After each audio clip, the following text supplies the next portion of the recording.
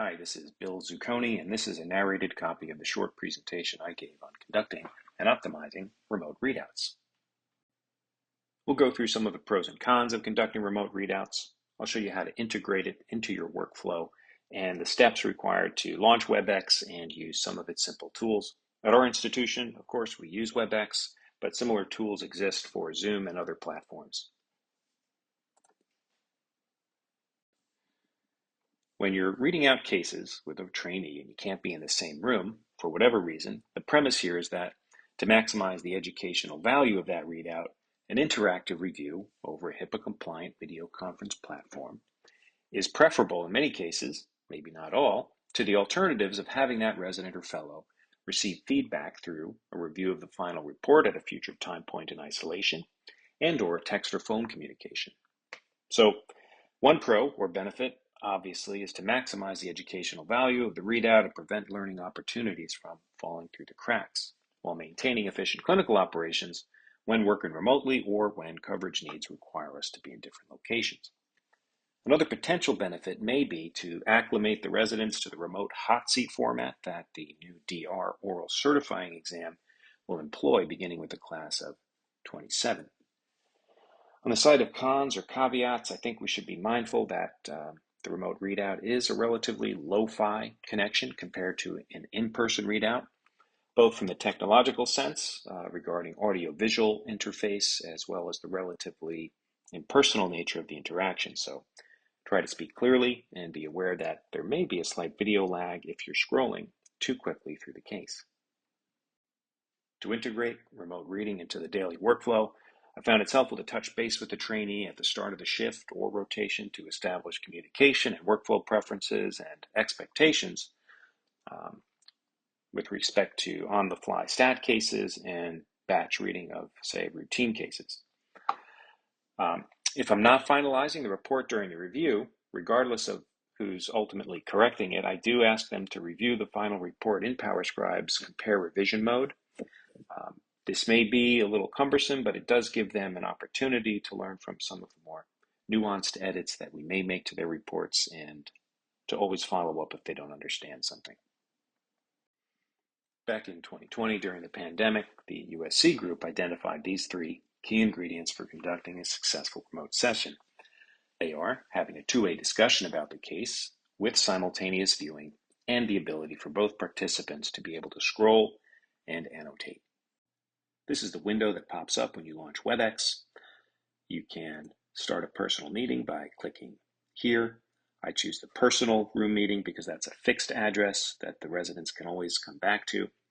To send them the link, you can copy the full meeting information, which is a little cumbersome, or under the Meeting Info tab, just click Copy Meeting Link.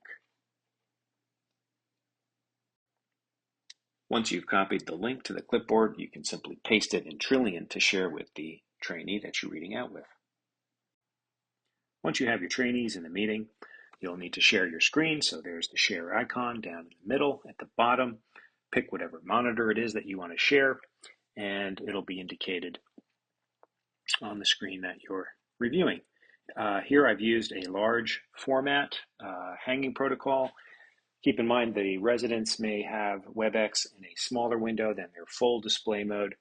I've also chosen to include the PowerScribe Compare Revision mode at the top of that screen, and this can serve as a reminder of the clinically significant changes you made to their reports if you're reviewing in batch mode. This is accessible under the Tools tab in PowerScribe. Breakout sessions can be helpful if you're working with more than one trainee. So here you would go to the bottom of the WebEx menu, enable, and then start the breakout sessions. Pick the number of rooms to correspond with the number of trainees that you have in the meeting. And then once you have them in there, you can simply drag and drop the participants around from room to room to enable you to review in a group session or one-on-one. And using the one-on-one feature will prevent your audio and video from distracting others in the reading room when you do so. From the shared screen, you can access additional sharing tools for scrolling and annotating. by clicking this Share Something Else button. You'll see a drop-down where you can give remote control and annotation privileges. Here I'm bringing up the annotation toolbar. You can pick a pen or disappearing ink. That will fade after a few seconds. And here we're annotating some brain anatomy. You do have to stop the annotation function by clicking that little X there, and that will enable you to return to the case and begin scrolling. Again,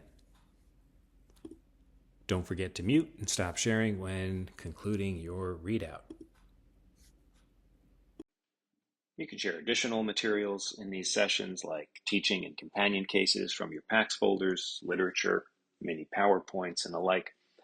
I'll also use WebEx to conduct remote consults with referring providers and share the link through Epic Chat or Trillian, text or email. You can invite trainees into these sessions as well so they can learn from the case and pick up pointers on how to interact with our referring colleagues. Here are a few references that I found helpful. Feel free to email me with any questions or suggestions. Hope this was helpful. Thanks.